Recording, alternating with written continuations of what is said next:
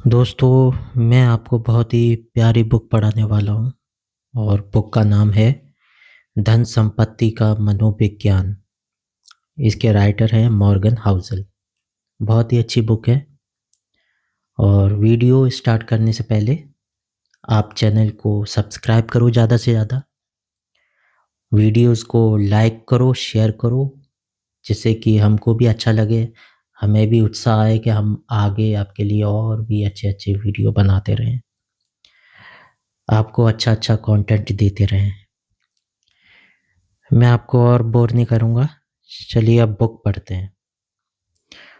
मुद्रास्फीति। अगर आपका जन्म 1960 में अमेरिका में हुआ, आपकी किशोरावस्था और युवावस्था के समय जब आप अपने युवा संवेदनशील वर्षों में अर्थव्यवस्था के ज्ञान का आधार विकसित कर रहे थे, तो मुद्रास्फीति ने कीमतें 3 गुना बढ़ा दी। यह बहुत होता है। आपको गैस लाइनें और वेतन याद रहते हैं।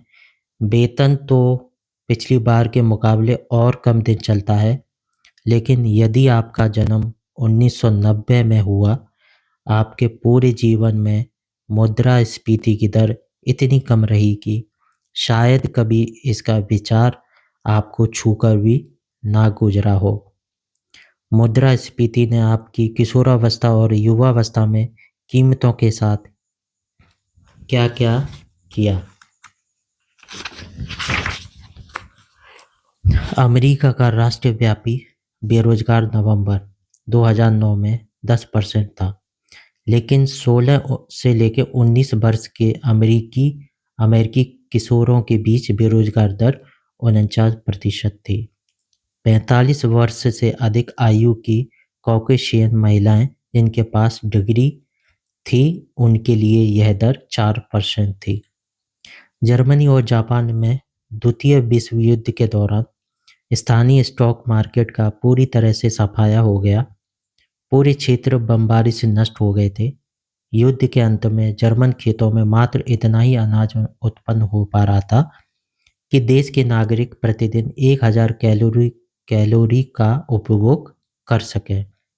अब इसकी तुलना यूएस से करें तो जहां स्टॉक मार्केट 1941 से 1945 के बीच 2 गुना से भी अधिक बढ़ गया और वहां की अर्थव्यवस्था पिछले 2 दशकों में सबसे दृढ़ हो गई। इन दोनों समूहों के सदस्यों से कोई ऐसी अपेक्षा नहीं कर सकता कि वे अपना जीवन मुद्रास्फीति के बारे में एक समान दृष्टिकोण के साथ बिताएंगे, या फिर स्टॉक मार्केट या बेरोजगार या आमतौर पर पैसे के बारे में। किसी को भी उनसे वित्तीय जानकारी पर समान रूप से प्रतिक्रिया करने की अपेक्षा नहीं करनी चाहिए।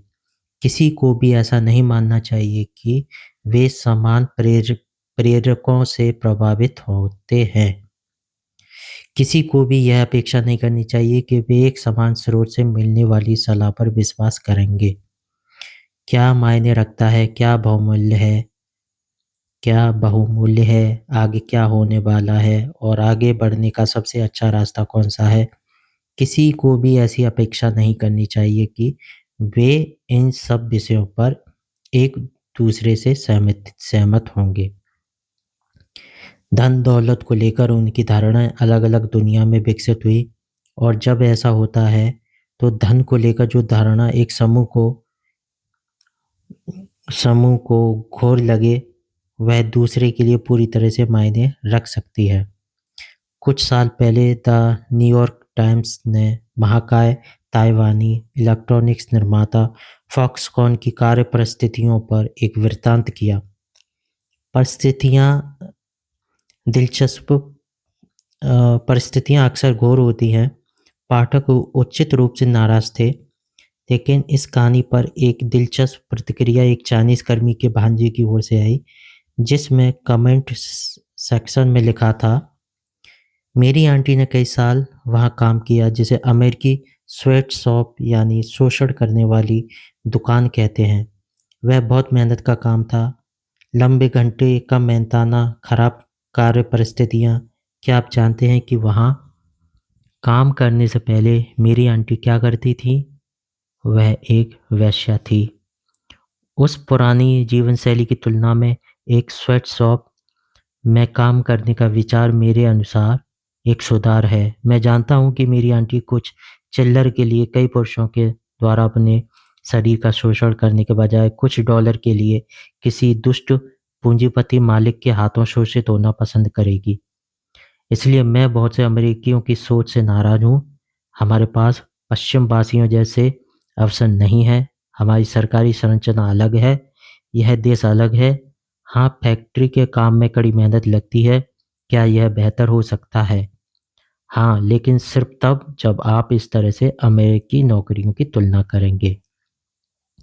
मुझे नहीं पता इसका क्या मतलब निकाला जाए। मेरा एक हिस्सा इसका तीक्ष्ण रूप से विरोध करना चाहता है, लेकिन मेरा एक और हिस्सा समझना चाहता है कि लेकिन मुख्यतः यह है कि यह एक उदाहरण है कि किस प्रकार अलग-अलग अनुभव किसी विषय पर इतनी विविध धारणाओं को जन्म देते हैं कि एक गुट को सहज ही लगता है कि सब श्वेत या श्याम होना चाहिए।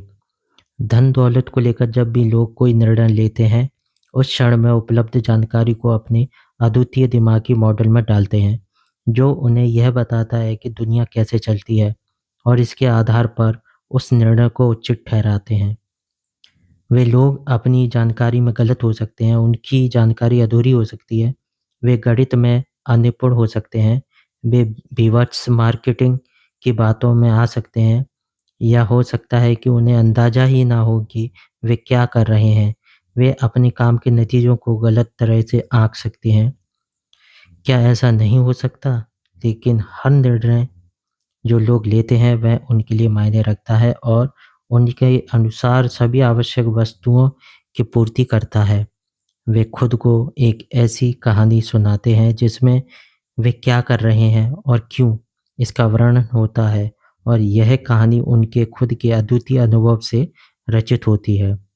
एक साधारण सा उदाहरण लीजिए, लॉटरी की टिकट। अमेरिकी लोग फ़िल्मों, वीडियो गेम, संगीत, खेल-कूद, प्रतिस्पर्धा, किताबों के कुल खर्च से अधिक पैसा उन पर खर्च करते हैं और उन्हें कोई खरीदता है और उन्हें कौन खरीदता है? मुख्यतः गरीब लोग। यूएस में न्यूनतम आय परिवार प्रतिवर्ष औसतन $412 लॉटो टिकट पर खर्च करते हैं, जो उच्चतम आय परिवारों से 4 गुना अधिक है। 40%